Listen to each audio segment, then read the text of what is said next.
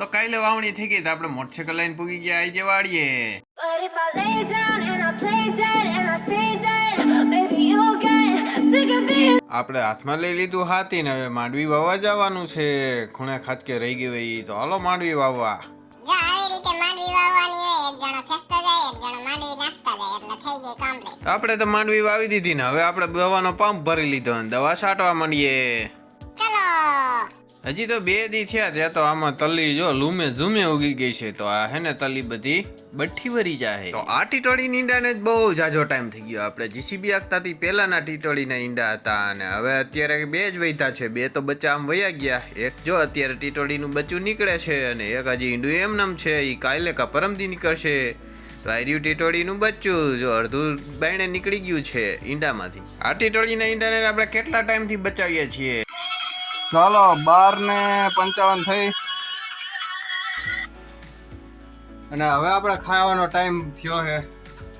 અત્યાર સુધી પંપ છાંટતો તો કેટલા 14 પંપ છાંટ્યા અને હવે ખાવાનો વારો આવ્યો છે. ને તમે જોવો છો કે હું પલળી ગયો છું પણ પલળો વરસાદ છે અને ગરમી એવડી છે.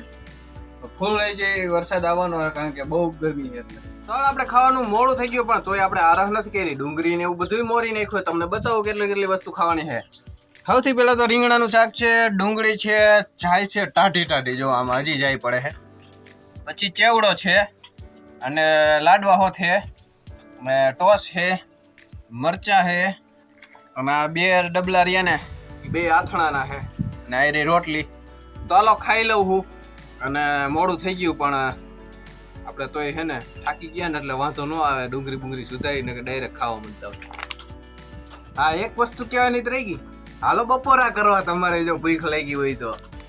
ખાઈ પીને અડધી કલાકની નીંદર ખેંચીને આપણે પાવડો લઈને ધોરિયો કરવા માંડ્યા પણ આમાં તો ગારો જામી જતો હતો.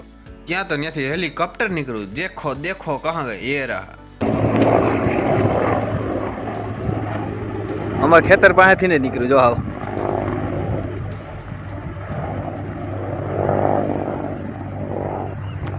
હું અહીંયા કરું છું ધોરિયો અત્યારે. પછી મેં કીધું હે ને રગડાઈ જાય એટલે ધોરિયો કરું. ત્યાં હેલિકોપ્ટર નીકળ્યું. તો હાલ હવે સાંજ પડી ગઈ છે અને 6 વાગવા આવી ગયા છે ને હજી આપણે ખડ વાટવાનું છે 3 પારી અને પછી મોટરસાઇકલ લઈને ઘરે જવાનું છે. પણ વરસાદ આવે છે તો ટાઈટે એવી વાહે ખડ વાટીને પુગાડવું આમ ગારાનું બહુ મુશ્કેલું ભરું કામ છે પણ આપણે કરવું જોઈએ ઢોર હાટોથી બધું બીજું શું હોય. ચાલો ખડ વાટવા માંડીને પછી ઘરે જાય. ત્યારે હમણાં વાવણીનો હજી લાડવો ખાધો એટલે થોડુંક જોર આવી જાય ને હાલો ખડ વાટીને ઘરે જાય.